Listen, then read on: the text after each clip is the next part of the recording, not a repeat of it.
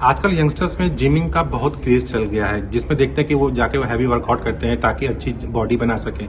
लेकिन कई बार हम ये भी देखते हैं कि जिम करते वक्त उनकी अचानक से डेथ हो जाती है, जिसके पीछे लोग कई चीजें बताते हैं। ऐसे में जिम ज्वाइन करने से पहले किन बातों का ध्यान रखना चाहिए और जब एक्सरसाइज करें तो क्या रखना चाहिए, इसके बारे में अच्छे से बताने के लिए हमारे पास संजय गांधी पीजीआई के कार्डियोलॉजी विभाग के HOD doctor Aditya Kapoor sir हमारे साथ हैं। आइए उन्हीं से ही जानते हैं। सर, थोड़ा सा इसके बारे में विस्तार से बताइए। नमस्कार, आपके श्रोताओं को मेरा बहुत बहुत नमस्कार।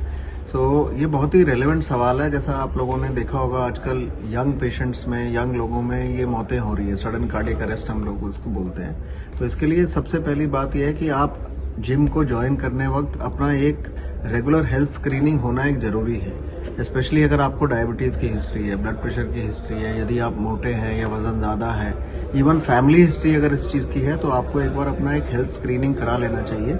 और दूसरी चीज़ इम्पॉर्टेंट है कि अनियंत्रित जिम एक्टिविटी नहीं करनी चाहिए, बहुत विगरस फिजिकल एक्टिविटी नहीं करनी चाहिए। यदि आपने पहले कभी जिम नहीं किया है तो धीरे धीरे अपनी एक्टिविटीज़ को अपस्केल करिए। एकदम से बहुत विगरस एक्सरसाइज नहीं करिए।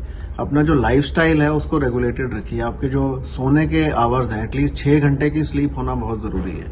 इन जो इंसिडेंट्स आपने बताया, हम लोगों ने देखा कि अक्सर जैसे बॉलीवुड सेलिब्रिटीज़ हैं या दूसरे लोग हैं जिनकी पेस ऑफ लाइफ बड़ी फास्ट है, तो उन लोगों का नियंत्रित शैली नहीं होता जीवन का। सोने के आवर्स अलग हैं, खाने के जो खान पान का ढंग है वो भी फास्ट फूड डिपेंडेंस जो है उसको कम रखना है। एक हेल्दी लाइफस्टाइल जिए और अनियंत्रित जिम एक्टिविटी नहीं करनी है। रेगुलेटेड रखिए, किसी इंस्ट्रक्टर से बात करिए, सप्लीमेंट्स को अवॉइड करिए।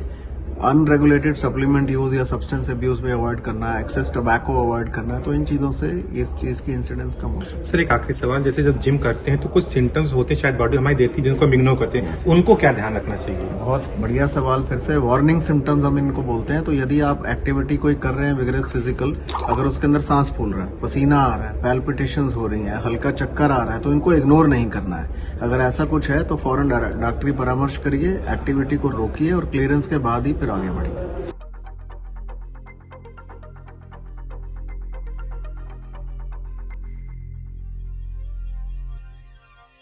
बिल की बात करें तो महिलाओं में भी काफ़ी समस्याएं देखने को मिलती है, खासकर जो महिलाएं ऑफिस में काम करने जाती हैं उनके पास टाइम थोड़ा कम होता है कि वो अपनी सेहत का ध्यान रखें। ऐसे में किन सिम्टम्स पे जो छोटे छोटे होते हैं उनके ध्यान रखें, या क्या चीज़ वो कर सकती है जिससे उनके जो हार्मोन बैलेंस की जो प्रॉब्लम्स होती है वो भी ठीक हो सकती हैं? इसके बारे में हमें अच्छे से बताने के लिए पीजीआई की senior cardiologist doctor Rupali Khanna ji हमारे साथ हैं। आइए उन्हीं से जानते हैं। मैम, थोड़ा सा आपने बहुत सही बोला कि जो महिलाएं ऑफिस जाती हैं उनमें एक एक्स्ट्रा स्ट्रेस होता है।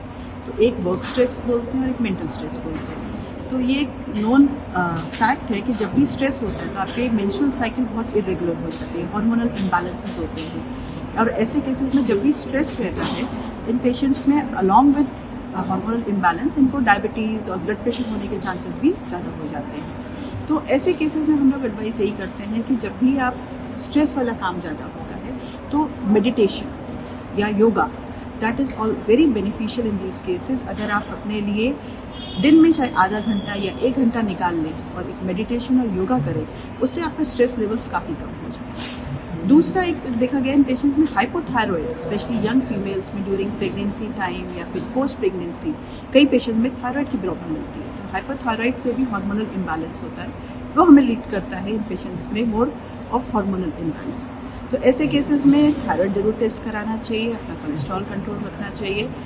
जीवन शैली, वर्क स्ट्रेस आप जितना मिनिमाइज कर सके उतना मिनिमाइज करिए। एक अच्छा सपोर्ट सिस्टम बनाइए जिससे आपको मेंटल स्ट्रेस और वर्क स्ट्रेस दोनों कम रहे।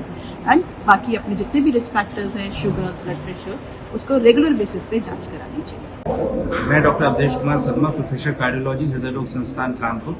आजकल जो हमारे युवा वर्ग में हार्ट अटैक के केसेस काफ़ी ज़्यादा हो रहे हैं। पहले ये माना जाता था कि हार्ट अटैक की बीमारी जो है 60 साल के ऊपर ही होती है, लेकिन आजकल 35 साल और 40 वर्ष में भी युवा जो हार्ट अटैक का शिकार हो रहे हैं। तो एक तो कोविड के बाद जो है इस तरीके के केसेस काफ़ी बढ़े हैं, क्योंकि कोविड जो है वायरस है वो हृदय की धमनियों को खुंदरा कर देता है, जिससे कि थक्का जमने की और हार्ट अटैक बढ़ने की संभावना बहुत ज़्यादा होती है। इसके अलावा अगर मैं दूसरा सबसे प्रमुख कारण देखूँ तो वो है तनाव, स्ट्रेस। ये देखा गया है कि आज का युवा वर्ग जो है ज़्यादा चाहने की अपेक्षा में कम समय में ज़्यादा उन्नति या प्रगति करने के लिए बहुत ज़्यादा मेहनत करता है, बहुत ज़्यादा स्ट्रेस लेता है। तो ज़्यादा स्ट्रेस जो है वो शरीर के सिंपैथेटिक नर्वस सिस्टम को स्टिमुलेट करता है, और जब सिंपैथेटिक नर्वस सिस्टम एक्टिवेट हो जाता है तो पेशेंट की जो है हार्ट रेट बढ़ जाती है, ब्लड प्रेशर बढ़ जाती है, और उसको हार्ट अटैक आने के चांसेस जो है भविष्य में बढ़ जाते हैं। तो इसलिए मेरी युवा वर्ग से ये अपील है कि तनाव उतना ही लें जितना कि आपके कैरियर और आपके शरीर के लिए फायदेमंद हो।